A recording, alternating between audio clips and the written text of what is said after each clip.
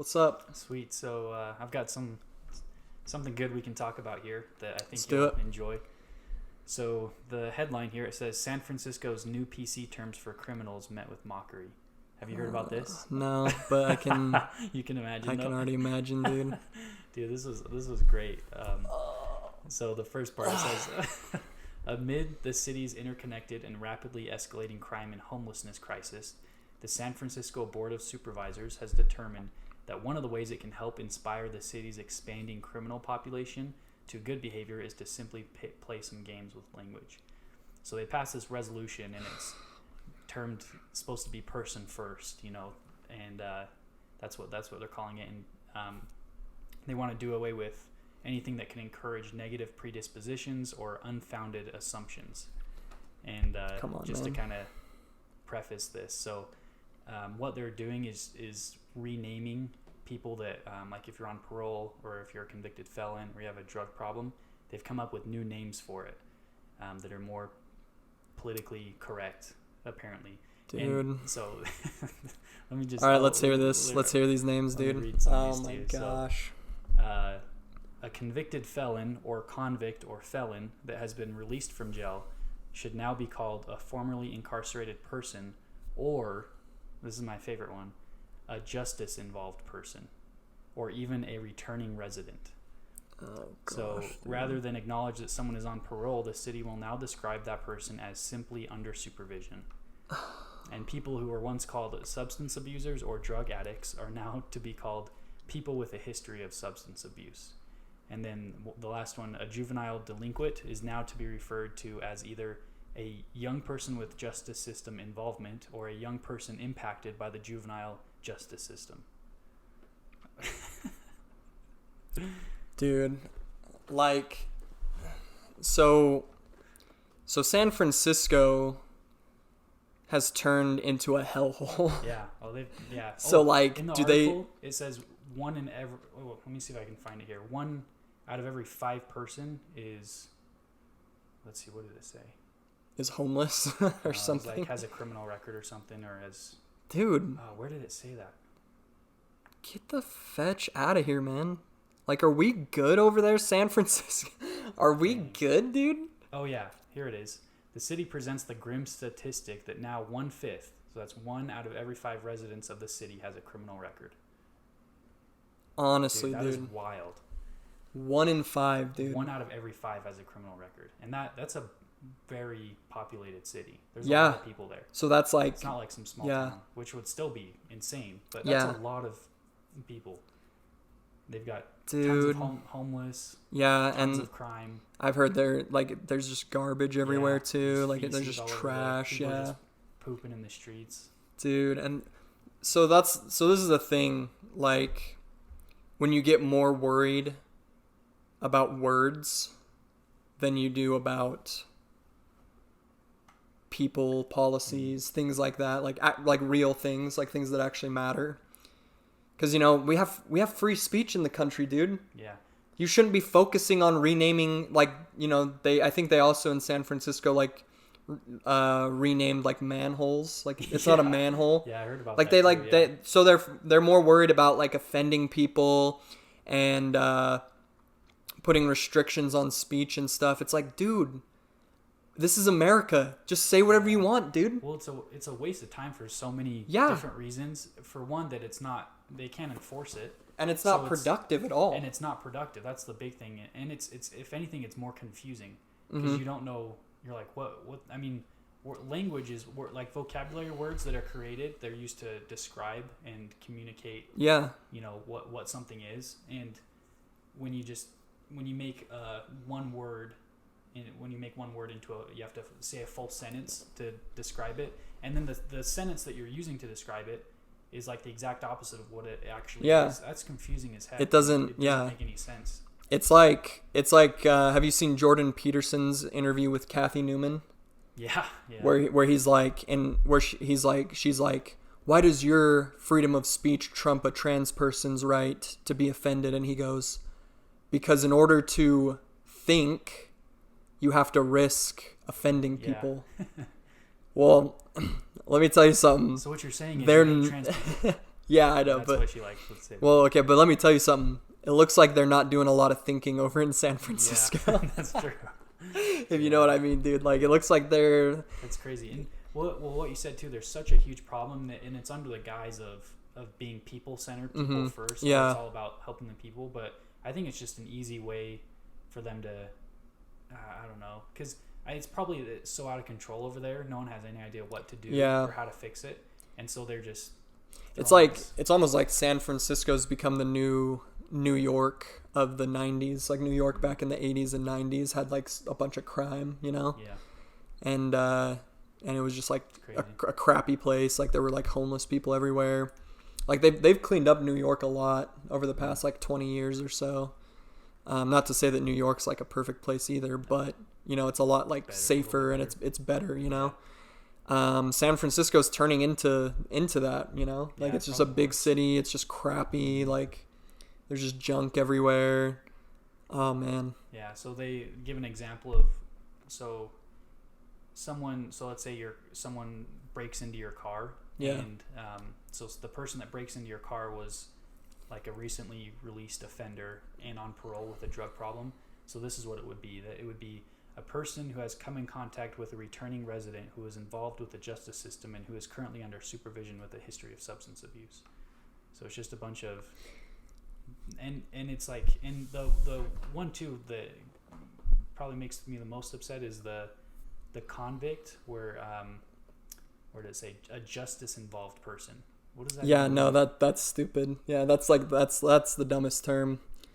Justice involved, and then even the young person impacted by the juvenile justice system. That Yeah. doesn't make any sense either. Like, It's just nonsense, dude. and they got Michael Knowles from the Daily Wire like commented on it too. They've got his thing on here. It says, "This is my favorite PC jargon of all because it is actually the opposite of truth. Criminals are not justice involved persons. Criminals, Yeah. by definition, are injustice involved persons. They are That's a committing good point. injustices, not justices. It would be like San Francisco referring to their epidemic of drug and feces infested streets as sanitation involves sidewalks." That's pretty good. Oh, dude. So that With was dude, that was a slam, dude. Yeah, because that's exactly what it is too. I think Dude, he just took the entire city of San Francisco to Denny's and ordered them a grand slam, two dude. grand slams. Dude. Holy crap, dude. That was... But it's just their, and it doesn't even help clarify anything, and it's just more confusing. And if anything, it's demeaning's not the right word, but it takes away the seriousness. seriousness It makes of, it, of what it is. You know, Yeah. if you're someone that's broken the law, you're a convict. Yeah, if you're a felon. rapist or a murderer, you should be marked. Why are they arguing that these people shouldn't be marked? Yeah. So it's because their whole city. That's their whole city. Yeah, It's that's just their those whole people, ideal. Yeah. You know. Well, but this just goes to show, like, you know, it never ends with liberals. You can never do enough to please a liberal, because I mean, here's the thing. At the end of the day, so, you know, liberals love to like virtue signal, and a lot of times as conservatives we think like, oh, like they want to be like better than us. It's not true, dude. They know they're better than us. That's not even a question. It's not even up for debate. They know that they're morally superior to any conservative. They're trying to one up each other, and it's gotten to the point of insanity. They're trying to, like, you know, just out virtue each other. And now we're at the point, okay, we're not going to shame criminals even. We're not going to shame rapists. Yeah. Who should be Or killed, at in the very first least, place. And it's not even shaming them; it's labeling them as Something more positive. labeling them as what they are. Like, Yeah, I mean, yeah, that's true. Yeah, that's what they are. it's Like, it's not even a matter of shame. a Yeah, shame. It's just calling someone what, like, a just title, call it how it is, dude. what- Just what they are. say what it is. So, But that's the thing, is it never ends, and when you give them an inch, they take a mile. It's that type of scenario, like, because at what point are they going to stop now? Right. They're just going to keep. I mean, if you can rename a criminal, you can rename anything, and then they're going to start trying to enforce these things, and it's just going to be a mess. Because I mean, we have free speech for a reason, dude. Like, I'm sorry that people get offended, but we have free speech for a reason. Yeah. Like, because you have to be able to think, you have to be able to reason. Yeah, and this is like the opposite of it too. It's telling it's real close to being on the line of forcing speech onto people. You have to call them this. If you call them a convict or a drug addict, then that's wrong. That's illegal. That's it could get bad real quick. And Jordan Peterson, I remember watching videos on him too, because there's some law passed in Canada where they were forcing people to use the correct pronouns. Yeah. Yep. That's what got him like the most fame. Yeah. Yeah. It's because that's pretty much what it is. It's one step away from that. I don't know how too far away we are from that. Well, I don't know. I think it's the vocal minority kind of. Well, maybe most of America isn't, but California's pretty close. Oh, there's parts of it for sure. Yeah. That if they had their way, that's. Oh yeah, especially if they had their way, yeah. I mean, they would have done that like 20 years ago. Yeah. So, pretty dude, crazy. That's nuts, dude. So did you see Dan Crenshaw was on Joe Rogan the other day? Did you watch it? I watched clips of it. Some of it? Yeah. So there's a part where Joe Rogan asks him, like, should we get rid of the Electoral College? I kind of want to talk about that a little bit. Yeah, I think that's an interesting topic. Because basically, so if we go back to why we are a republic and not a democracy. So if there's a majority of people, so a majority is 51%. Right. So that means 49% vote, the other way, basically. So, but that's still 49% of people is still a huge amount of people in America. What's our population? Was it 600 million? 300. Or is it 300? Oh, 300. Like that. Just over 300. Okay, so we're talking about like hundreds of millions of people who are, who don't basically get a say. Mm-hmm. I mean, I'm not arguing, one way or the other, whether it's, conservative or Democrat who gets the popular vote. It's scary a little bit, that's messed up, dude. That many people. I mean, if that was the way it is, if there was that many people that felt one way, and just because they got edged out by, such a marginal amount. Exactly. And especially with how everything is these days in the country.